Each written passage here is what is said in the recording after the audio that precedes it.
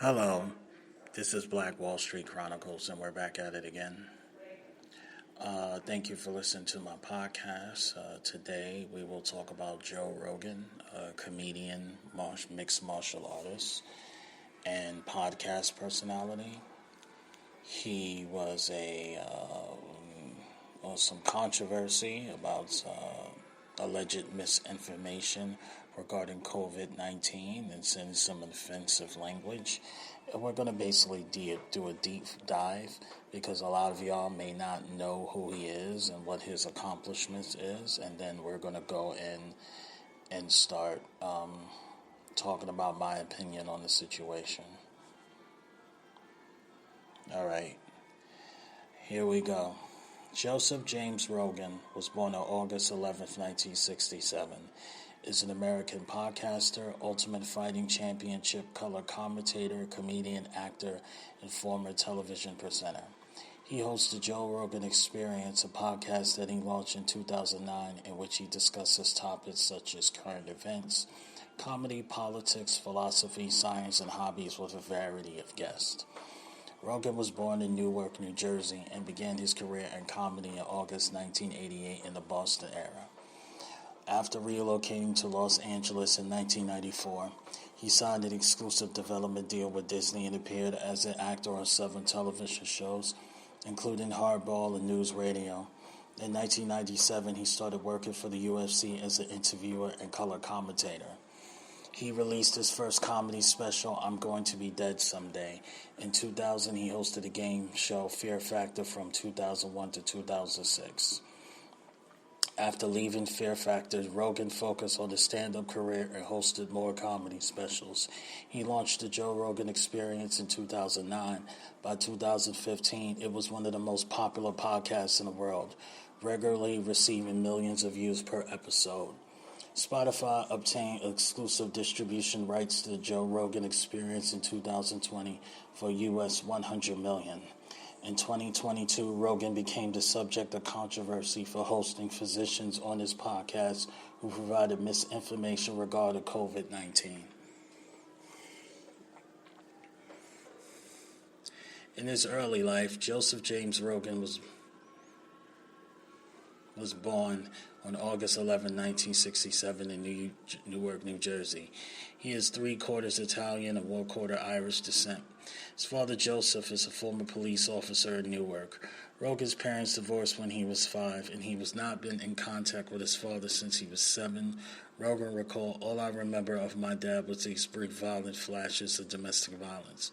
But I don't want to complain about my childhood. Nothing bad ever really happened to me. I don't hate the guy. From ages 7 to 11, he lived in San Francisco, California, after which his family moved to Gainesville, Florida.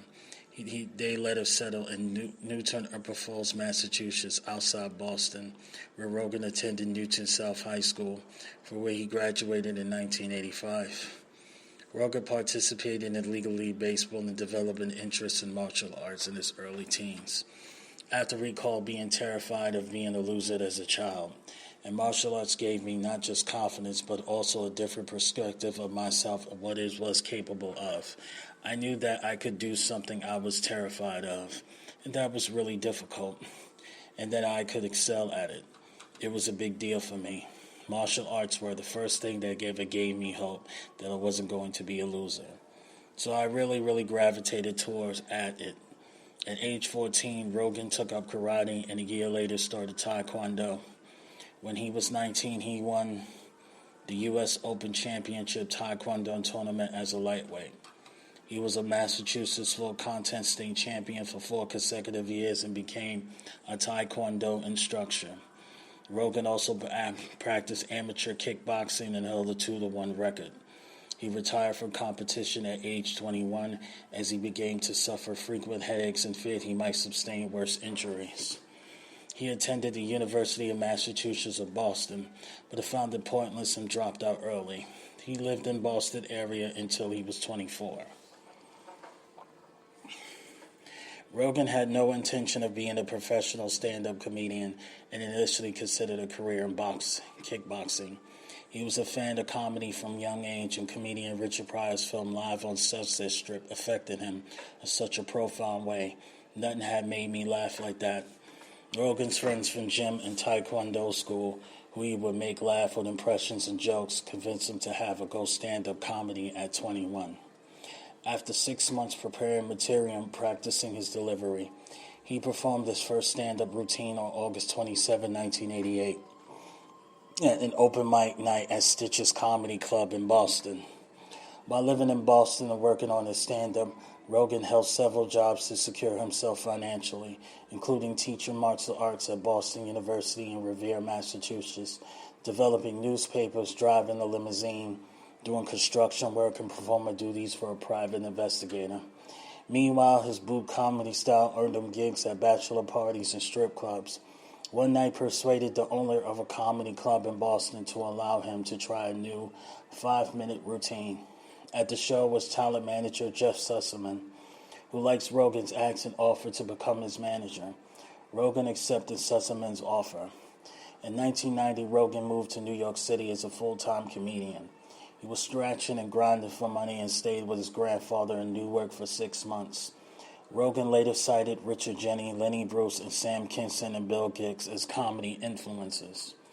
In 1994, Rogan relocated to Los Angeles, where his first national television spot followed on the MTV comedy show Half Hour Comedy Tour, the appearance which led to networks offering him a 3-year exclusive contract and a role in a pilot called A Dopey Game Show for $500.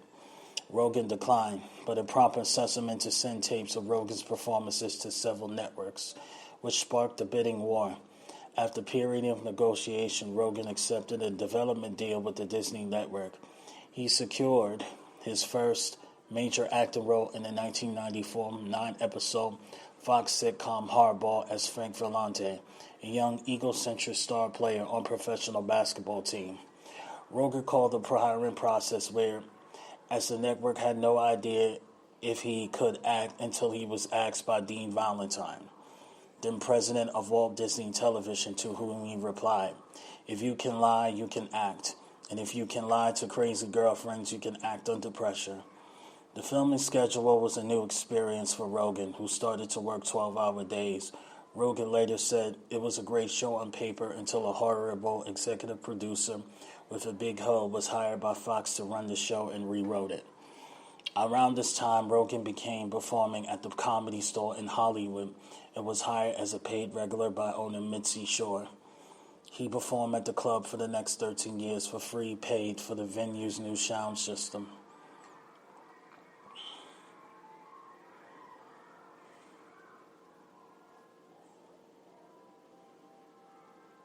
From 1995 to 1999, Rogan starred in the new NBC sitcom News Radio as George Garrell, electrician and a handyman at the show's fictional radio station. The role was originally set to be played by actor Ray Romano, but Ray Romano was let go for the cast after one rehearsal and Rogan was brought in. The switch caused Rogan to work with the show's writers to help develop the character before the show set to launch, which he later described as a very dumbed-down, censored version of himself. Rogan befriended fellow cast member Phil Hartman, who confided his marital problems to him. Rogan claimed he tried to persuade Hartman to divorce his wife 5 times, but he loved his kids and did not want to leave. In 1998, Hartman was murdered by his wife. The loss affected Rogan's ability to perform stand-up, and he canceled a week of scheduled gigs. Rogan later saw acting as an easy job, but grew tired of playing the same character every week. He only did so for the money. He later viewed his time on News Radio as a dream gig that allowed him to earn money while working on the stand-up as often as he could. During the series, he worked on a pilot for a show entitled Overseas. Rogan began working for the mixed martial arts promotion Ultimate Fighting Championship as a backup and post-fight interviewer. His first show took place at UFC 12 Judgment Day in Dothan, Alabama. On February 7, 1997, he became interested in Brazilian Jiu-Jitsu in 1994 after watching Royce Gracie at the fight UFC 2 No Way Out. and landed a position in the organization as Sussman was friends with the co-creator and original producer, Campbell McLaren.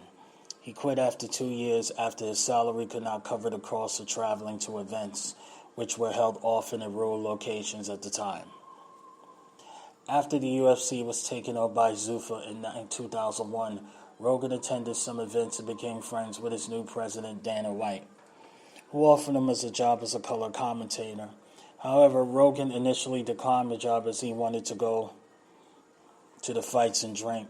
In 2002, while able to hire Rogan for free in exchange for prime event tickets for him and his friends, about 15 free gigs as a commentator, Rogan accepted pay for the job, worked alongside Mike Goldberg until the end of 2016. Rogan won the Wrestling Observer Newsletter Award for the Best Television Announcer twice and was named MMA Personality of the Year 4 times by World MMA Awards. In 1999, Rogan secured a 3-album deal with Warner Brothers Records and began tentative plans to star in his own primetime television sitcom on Fox called The Joe Rogan Show. The show, co-written by Seinfeld by Bill Masters, was to feature Rogan as a second-string sportscaster who lands a spot on the token male on the View-style women's show. In 1999, he recorded his first stand-up comedy album and 2 shows at the Comedy Connection at Furnival Hall in Boston, which was released as I'm Going to Be Dead Someday. In August 2000, it received national exposure on the Howard Stern and downloads from Napster. Voodoo Punani, a song Rogan wrote after Warner suggested he produce a song he could play it on the radio, was subsequently released as a single. Around this time, Rogan wrote down ideas on a film cartoon with his comedian Chris McGuire and began to operate a blog on his website, joerogan.net, which he used to discuss various topics that helped him develop his stand-up routines. In 2001, the development of Rogan's television show was interrupted after he accepted an offer from NBC to host the American edition of Fear Factor. He declined initially as he thought the network could not air such a program due to its content, but Sussman convinced him to accept. Rogan later said that the main reason he accepted to explain observations and anecdotes for his stand-up comedy. The show released Rogan's national exposure, which caused turnouts in his stand-up shows to grow. Fear Factor ran for an initial 6 seasons from 2001 to 2006. Rogan's role as host of Fear Factor led him to further television opportunities. In 2002, he appeared on an episode of Beautiful Mind of Just Shoot Me as Chris, the boyfriend of leader Meyer Geilo. In December 2002, Rogan was the MC for 2002 blockbuster Hollywood Spectacular, A Christmas Parade in Hollywood.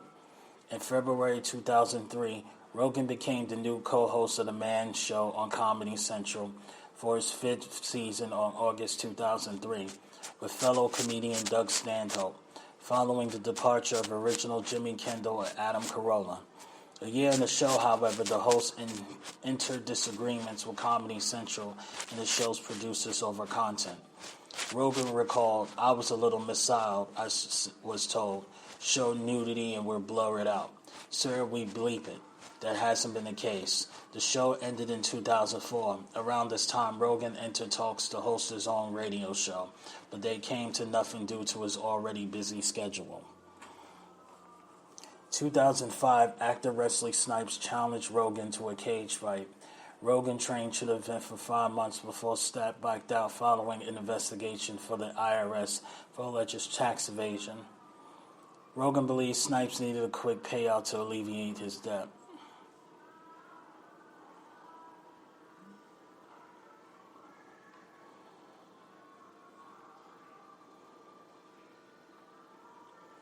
After Fear Factor, Rogan focused his career on stand-up comedy, as concentration on television had made him feel lazy, uninspired to work on his new material for his act. With the money he had earned from television, Rogan hired 2 people full-time to film him and his comedy friends on tour, and released clips on the schedule for Joe web series. In May 2005, Rogan signed a deal with the Endeavor Talent Agency. 2 months later, he filmed his second stand-up comedy special, Joe Rogan Live, in Phoenix, Arizona. The special premiered on Soul Chime in 2007. In 2005, Rogan wrote a blog entry on his website accusing comedian Carlos Mencia of joke theory, a claim he has made since 1993. The situation culminated in February 2007 when Rogan confronted Mencia on the stage comedy store in Hollywood.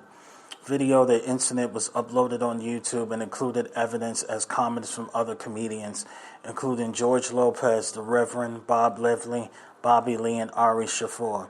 The incident led to Rogan's talent agent expelling him as a client of the Gerst agency, who managed Mencia, and is banned from the Comedy Store, which caused him to relocate to his regular venue to the Improv Hollywood Comedy Club. Rogan later said that every comic he had talked to was happy and thankful he did it, and he went on to sign with the Will Morris agency. Rogan returned to the Comedy Store in 2013 to support Shaffir in the filming of his first special. In April 2007, Comedy Central Records released Rogan's fourth comedy special, Shiny Happy Jihad. The set was recorded in 2006 at Cobb's Comedy Club in San Francisco and contains excerpt of an improv Q&A session with the audience that was typical of Rogan's act at the time. Rogan hosted the short-lived CBS show Game Show in My Head, which aired for 8 episodes in 2009. It was produced by Ashton Kutcher. The show involved contestants who tried to convince people to perform and take part in increasingly bizarre situations for money. He agreed that most of the show as the idea intrigued him, calling it a completely mindless form of entertainment. 2010, Rogan accused comedian Dane Cook of joke thievery. In 2011, Rogan resumed his role for Fear Factor, host for his 7th and final season. Rogan took the job, saying he would hate to see somebody else do it. Later in 2011, Rogan played his much-filmed character, Gail, in the comedy show Zookeeper. He was also working on a book around the time he tentatively titled Irresponsible Advice from a Man with No Credibility, based on his blog entries for the website. Rogan played himself Here Comes the Boom, another action comedy film starring Kevin James that was released in 2012. In December 2012, Rogan released his 6th comedy special live from the Tabernacle exclusively as a download of his website for $5, following Louis C.K.'s example. 2013, Rogan hosted the television show Joe Rogan Questions Everything on the Sci-Fi Network, which aired for 6 episodes.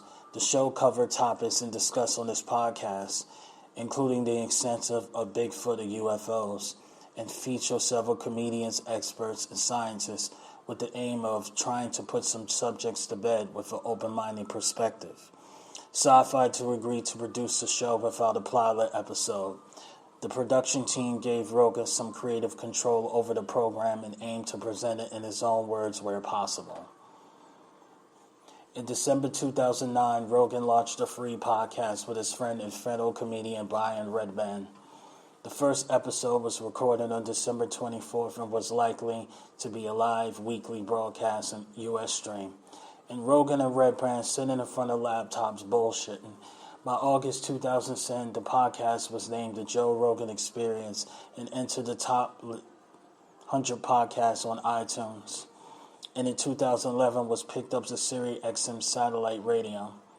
The podcast featured an array of guests who will discuss current events, politics, philosophy, comedy, hobbies, and numerous other types.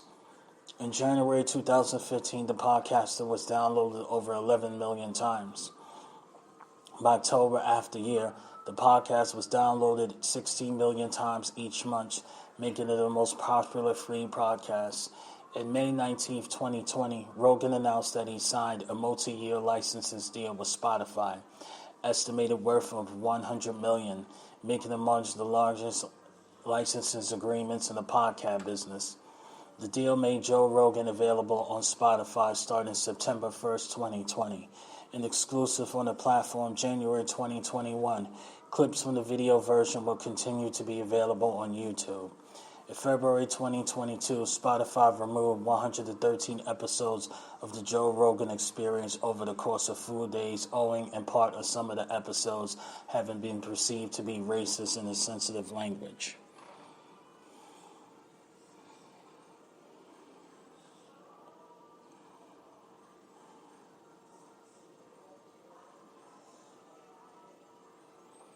Rogan married Jessica Dizel, a former cocktail waitress, in 2009. The couple has 2 daughters, the first born in 2008 and the second in 2010. Rogan is also a stepfather to Dizel's daughter from a previous marriage. Family moved to Boulder, Colorado in 2008, where they lived for 4 months, but returned to Southern California when his wife became pregnant. They settled in Bell Canyon, California, where Rogan has lived since early 2003. They purchased a new home in the area for almost $5 million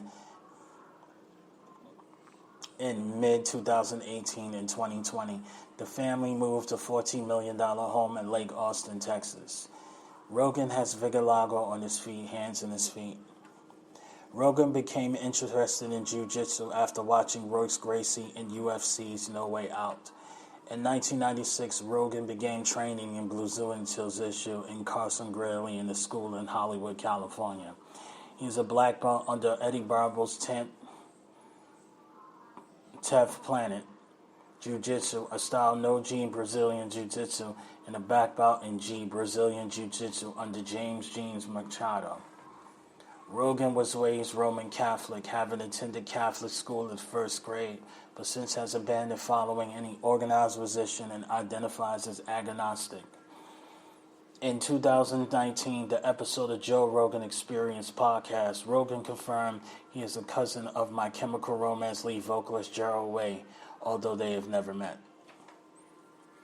In January 2020, Rogan went on a carnivore diet for an entire month, only eating grass-fed beef, elk, eggs, and vitamins and supplements such as amino acids and fish oil. As source of his diet, Rogan said he lost 12 pounds and he has experienced increasing energy and relief from thyroid health issues. However, Rogan admitted that the diet also negatively impacted the digestive system. In January 2021, Rogan announced that he will go out and meat and a fruit diet for the entire month.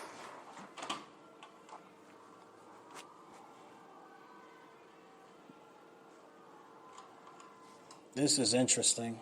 A lot of these things I didn't know about this man. All right. Let's talk about his political positions. In 2020, CNN described Rogan as libertarian-leaning. Rogan said that he holds a wide variety of political views and does not easily fall on any particular side of the political spectrum. He has described himself as socially liberal, saying that he supports same-sex marriage, gay rights, women's rights, recreational drug use, universal health care, and universal basic income, but also supports gun rights and the Second Amendment. Rogan describes himself as a strong supporter of freedom of speech and has criticized what he describes as cancel culture and what he perceives to be the suppressions of those who hold right-wing views in the television and film industry. He has also criticized what he describes as an American foreign policy of military adventurism. Rogan Ron Paul in 2012 presidential campaign and voted for Libertarian candidate Gary Johnson in the 2006 U.S. presidential election. He endorsed Bernie Sanders during the 2020 Democratic Party presidential primaries, but ended up voting for Joe Jensen in the general election. Rogan has criticized political polarization in the United States and accused American liberals of hoping for the U.S. president to fail, Donald Trump to fail, simply because they dislike his persona.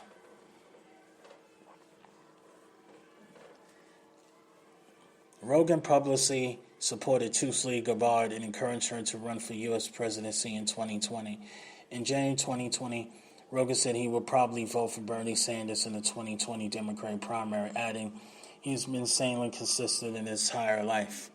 Sanders was criticized by fellow Democrats for touting Rogan's endorsements of 2020 presidential campaign, including by Move On, which referred Rogan as someone known for promoting transphobia, homophobia, Islamophobia, racism, and misogyny. The Human Rights Campaign called a Sanders to reject Rogan's endorsement. After Sanders dropped out of the race, Rogan said he would rather vote for Trump than Biden, after he don't think that Biden can handle anything. He claimed that he was concerned for Biden, who returned 78 shortly after Election Day, lacked the cognitive ability needed to run the United States, and he will not be handled the pressure of presidency. Rogan criticized Biden for this verbal slip-ups, which he described as not a normal way to communicate unless you're high. Rogan has stated, Biden to me is like having a flashlight with a dying battery and going for a long hike in the woods. It's not going to work out. It's not going to make it. Donald Trump subsequently retweeted Rogan's comments on Biden's mental illness. Rogan offered to moderate a 4-hour debate with Trump and Biden in an effort to avoid what he referred to as media bias.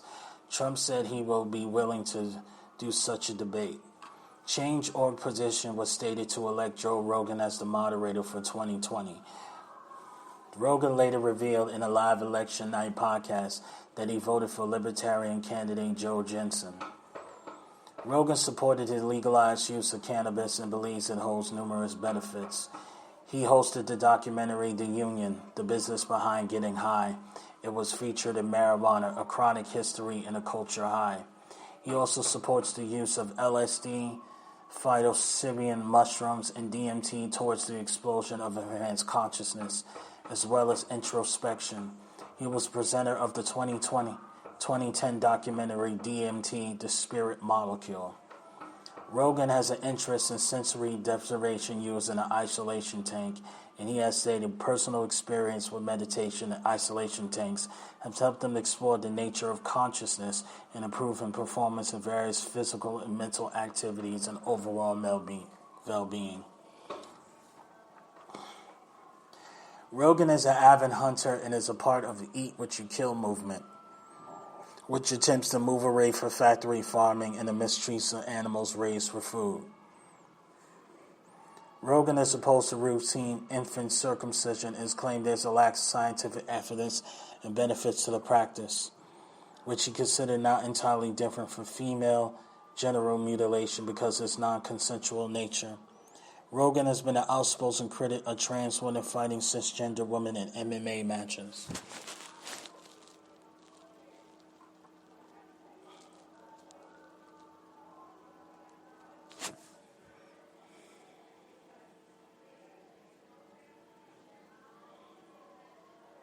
Yeah. This is very interesting. Now, let's talk about his controversies. Remarks on COVID-19. In April 2021, Rogan made false remarks about COVID-19 vaccines, in particular claiming that young, healthy people do not need to be vaccinated against the virus. This view was criticized by Anthony Fauci and White House Communication Director Kate Bedingfield, as well as by several media outlets. Part of the objection that there have been notable cases affecting young, healthy people. Rogan acknowledged that there was some legitimate science behind Fauci's view and emphasized that he was not a doctor and should be not taken as a respected source of information. In August 2, 2021, Rogan expressed concern that means of mitigation, such as vaccine passports, would bring society one step closer to dictatorship. September 1st, 2021, Rogan tested positive for the virus. Soon after, he released an online video reporting on the status of his condition and stated that he had been begun a regimen including monoclonal antibodies, prednisone, anamycin, and Nadrip, a vitamin drip, as well as intermycin, a drug usually taken to treat parasitic infection and not endorsed by the FDA as an effective treatment for COVID-19. This caused controversy due to multiple people reporting being hospitalized and self-medicating with an overdose of the counterform of intermycin injected to treat llamas and livestock. which typically has a significantly larger dosage. Rogan criticized CNN for describing intermecian as a horse dewormer. Outpatient prescribing intermecian has recently increased significantly due to the unproven claim that it is effective against COVID-19. The FDA has called this trend disturbing. On September 3rd, 2021, Rogan tested positive for the virus. In January 2022, 207 scientists, physicians, professors, doctors, and healthcare workers wrote an openly letter to Spotify expressing concern over false and societal harmful assertions on the Joe Rogan experience and asked Spotify to establish a clear and public policy to moderate misinformation on the platform. The 2007 signatories took issue with Rogan broadcasting misinformation, particularly regarding the COVID-19 pandemic, and more specifically a highly controversial episode featuring guest Robert W. Malone. The episode has been criticized for promoting baseless conspiracy theories, including an unfounded theory that societal leaders have hypnotized the public. The signatories further assert that Dr. Malone is one of the two recent JRE guests who has compared pandemic policies to the Holocaust. These actions are not only objectionable and offensive, but also medically and culturally dangerous. The signatories also note that Malone was suspended for Twitter for spreading misinformation about COVID-19. On January 24, 2021, musician Neil Young posted an open letter threatening to remove his music for Spotify if they did not remove the podcast Joe Rogan Experience for their service. The podcast, one of Spotify's most popular, has been criticized for spreading COVID-19 and misinformation. Young wrote that Spotify has a responsibility to mitigate the spread of misinformation on the platform. On January 26, Spotify removes Young music.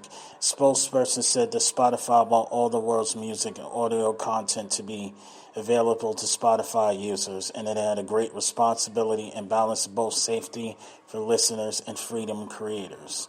In January 29th, Joe Mitchell removed the catalog from Spotify in support of longtime friend and fellow polio survivor Neil Young and the global scientific and medical communities on this issue. Responding to the controversy, Rogan denied intentionally spreading misinformation and pledged to balance out the more controversial viewpoints with other people's perspectives and said that he agreed with Spotify adding a disclaimer in the beginning of his videos.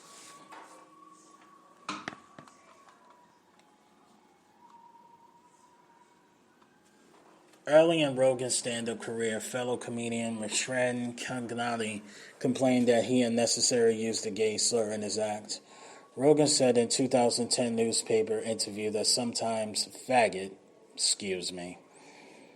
trigger warning, I should have said trigger warning, faggot is the right word, and that is a slanderous, even nasty word about homosexuals. Fellow comedian Sue Consento complained that Rogan words followed her act in the LA club, saying who would ever fuck her with that accent, stimulating sex with her on stage. February 2022, a compilation of Rogan saying the racial slur nigger on the Joe Rogan Experience was the first published on Instagram by singer-songwriter India Arie. Rogan apologized, calling his past language regretful and shameful, while also saying that the clips were taken out of context and he only quoted the slur to discuss the use by others. The footage in question, which was deceptively edited to remove proper context, was published by the Political Action Committee in Parrot Takes, an affiliate of the liberal PAC Midas Touch. This resulted in allegations of defamation attempt by Midas Touch, which the founders denied in an interview with Barstool Sports founder David Patrinoy. Instead of attributing the flaws of Alex Jones, who was a recurring guest of Rogan's show, Rogan described the video as a compilation of a political hit job. Spotify refused to carry 42 episodes of the podcast when it acquired the exclusive rights. Spotify says it spoke to Rogan about his history of using some racially insensitive language, and it says that Rogan selected 70 episodes, which were removed on February 4th, 2022, all which predates COVID-19 pandemic.